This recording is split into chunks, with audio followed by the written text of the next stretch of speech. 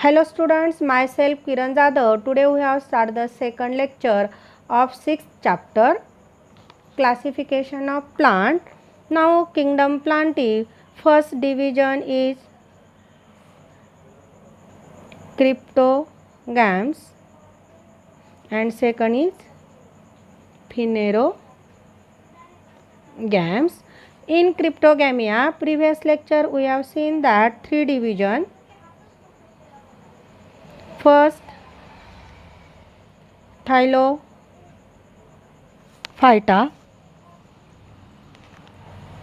Thallo, T-H-A-L-L-O,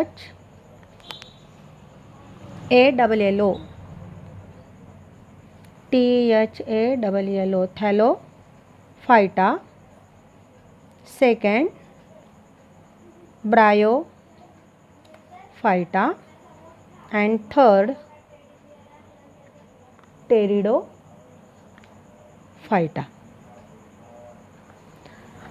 Now we have seen that Thylophyta, thallo means without leaf, stem, root or without organs.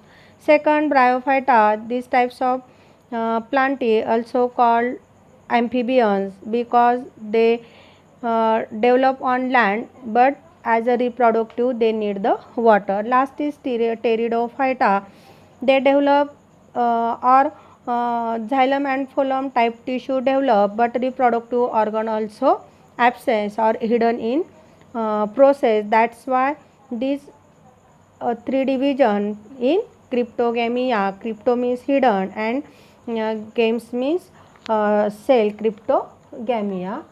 Now the next is our division is phanerogams. In phanerogam, now see plant which have special structures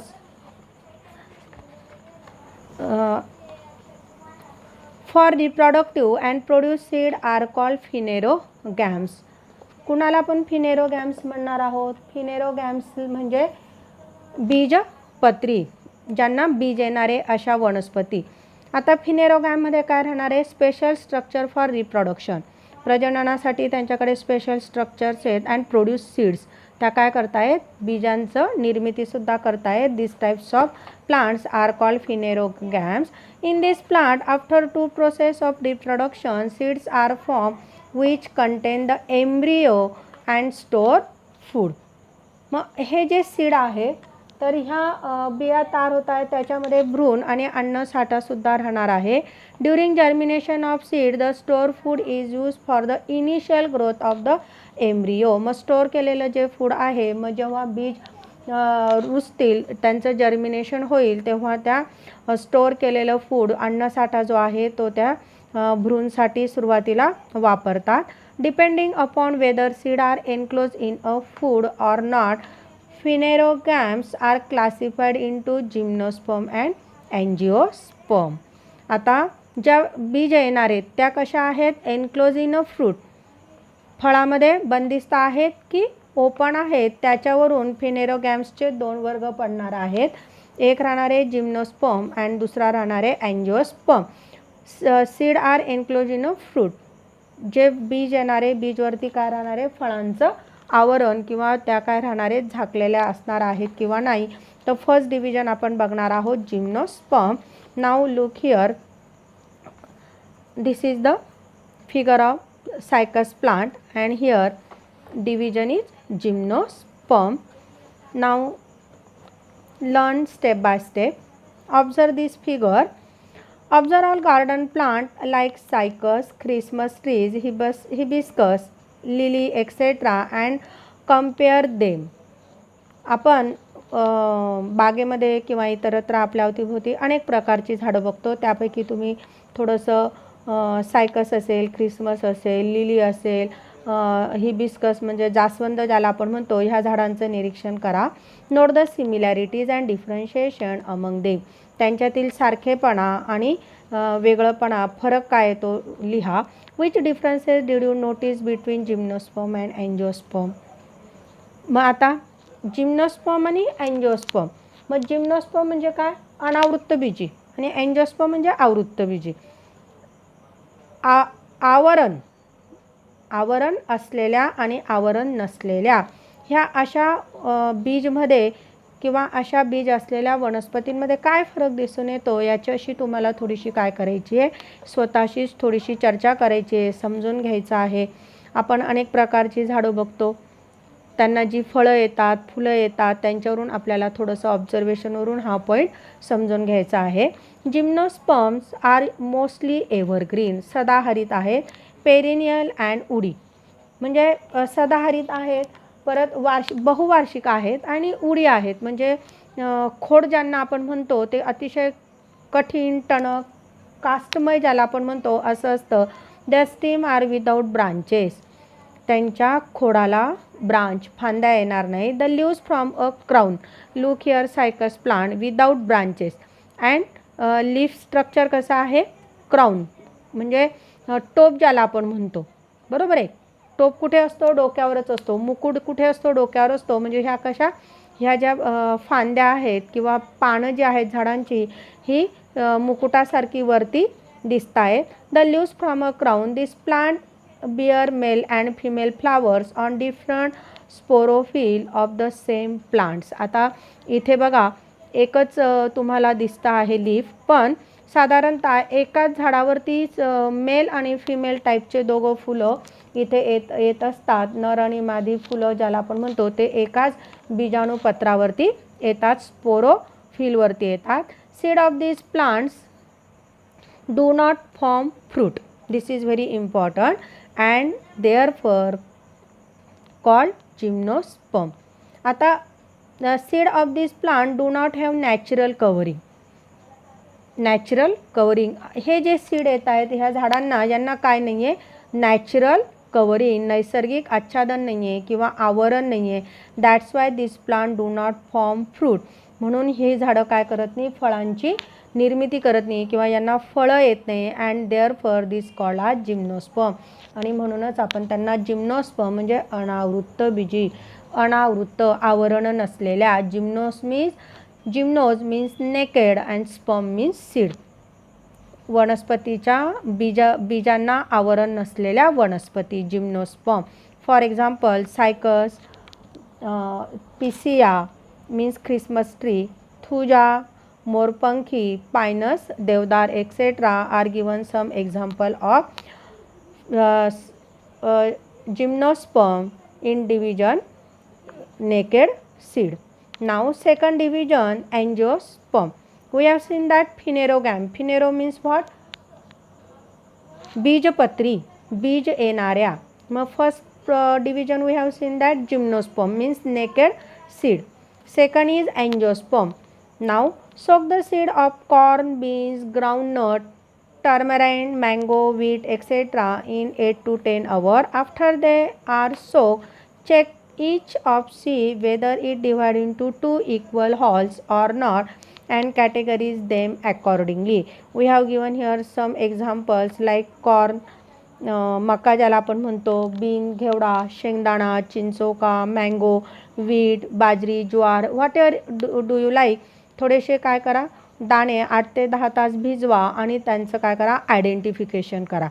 जर बियांच्या equal to halls म्हणजे बरोबर 2 खापा किंवा 2 समान भागा होत असतील तर असे सीड, किंवा एकच म्हणजे 2 इक्वल पार्ट्स होत नाही अशा सीड्सवरून आपल्याला काय करायचं आहे, त्यांचं कॅटेगरायझेशन करायचं आहे. कसं बघा, the flower this plant bear and their reproductive organs. बघा हे फार इम्पॉर्टंट आहे.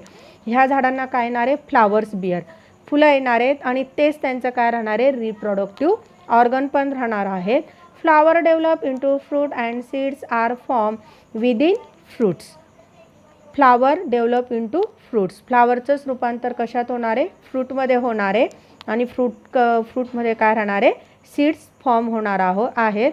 द सीड्स आर कव्हर्ड, मग सीड्सवरती काय राहणार आहे, कव्हर्ड राहणार आहे. Hence they are called angiosperm. त्यालाच आपण काय म्हणणार आहोत, angiosperm. Angio means cover and sperm means seeds. Angiosperm सीडला कव्हर असलेलं, आणि कव्हर कशाचं राहणार आहे, फळांचंच राहणार आहे. अशी वनस्पती जिचे बीज काय राहणार आहे, झाकलेले राहणार आहे नॅचरल कव्हरने. The plant whose seeds can be divided into 2 equal halves are Dicotyledons are called dicotyledonous plants, and those whose seeds cannot be divided into two equal parts are called monocotyledonous plants. मग आता आपण वरती काही examples बघितले. अशा बीज की ज्यांचे दोन इक्वल हॉल्स होतात त्यांना आपण डायकॉट म्हणणार आहोत, म्हणजे दोन द्विदल ज्याला आपण म्हणतो, आणि ज्यांचे दोन भाग होणार नाही त्यांना आपण मोनोकॉट म्हणजे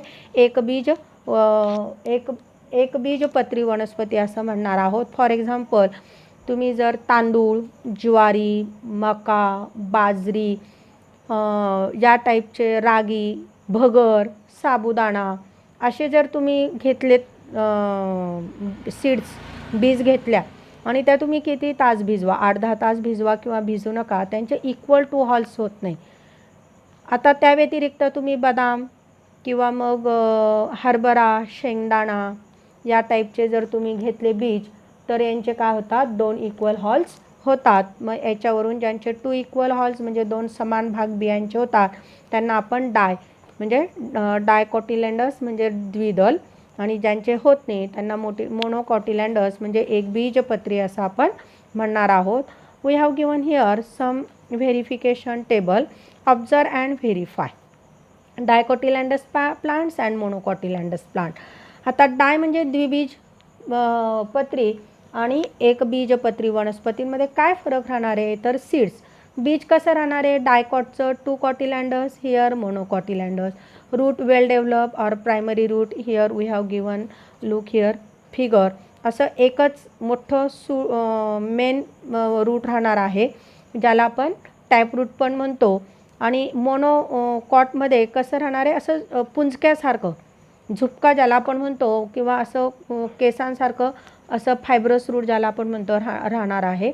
स्टेम इकडे राहणार आहे strong, hard. For example, banian trees, वटवृक्ष माहिती सगळ्यांना, वड, पिंपळ यांची, आंबा यांचे सगळ्यांचे जे झाडांचं खोड असतं हे अतिशय स्ट्रॉंग असतं. मोनोकॉटमध्ये हलो, पोकळ जर असेल तर बांबू, बासरी वगैरे आपण बांबूची बनवतो माहिती आहे, पोकळ असतं. इथे फॉल्स म्हणजे आभासी जे असते, उदा म्हणजे बनाना, बघितलं सगळ्यांनी बनानाचं tree. Disc like for example दिलेलं आहे, चकतीसारखा ओनियन आपण बघतो. लीफ, पानांची रचना कशी राहणार आहे, रेटिक्युलेट व्हेनेशन म्हणजे जाळीदार शिरान्यास. तुम्ही जर पिंपळाचं पान जर असं पाण्यामध्ये 8-10 तास ठेवलं आणि नंतर बघितलं तुम्हाला त्याच्यामध्ये खूप रेटिक्युलेट व्हेनेशन दिसतात, म्हणजे जाळीदार शिरान्यास दिसतो. याच्यामध्ये पॅरलल व्हेनेशन दिसेल मोनोकॉटमध्ये. फ्लावर्स, फुलांची रचना कशी राहणार आहे, तर flower with 4 or 5 parts of in their multiple tetramerous और पेंटॅमेरस. बघा इथे तुम्ही जर बारकाईने थोडंसं बघितलं तर हे बघा या पद्धतीने वेगवेगळ्या प्रकारचे आपल्याला काय दिसत आहेत, पार्ट्स ऑफ फ्लावर्स दिसत आहेत. नेक्स्ट चॅप्टरमध्ये आपण हे सगळं डिटेलमध्ये बघणारच आहोत. मोनोकॉटमध्ये फ्लावर्स 3 पार्ट्स और इन मल्टिपल्स ऑफ दिस ट्रिमेरस. इथे तुम्हाला मक्याचं एक्झाम्पल दिलेलं आहे, तर मक्याच्या जे झाड आहे, मक्याच्या फुलांमध्ये आपल्याला एवढी विविधता दिसून येणार नाही जी की आपल्याला डायकॉट प्लांटमध्ये दिसून येते. या पद्धतीने आपण फिनेरोगॅम्स बघितला. प्लांट किंगडमचे क्रिप्टोगॅमिया आणि फिनेरोगॅमिया हे 2 भाग पडतात. Again phanerogams is into gymnosperm. Gymno means naked and sperm means seed. ज्यांचे सीड हुगडे आहेत किंवा ज्यांना नैसर्गिक आवरण नाही आहे सीडवरती असे जिम्नोस्पर्म, आणि दुसरा आहे अँजिओस्पर्म. अगेन अँजिओस्पर्मचे 2 भाग झालेले आहेत, एक आहे मोनोकॉट आणि दुसरा आहे डायकॉट. मोनोकॉटचं एक्झाम्पल आपण बघितलेलं आहे, मोनोकॉटिलेंडसचं एक दल ज्याला आपण म्हणतो गहू, ज्वार, बाजरा, राईस एक्सेट्रा. अँड डायकॉटचं मग beans, groundnut, turmeric etcetera. In this way we have finish the chapter 6th of paper 2. You have solved exercise. Be carefully. Read each and every point. Be carefully.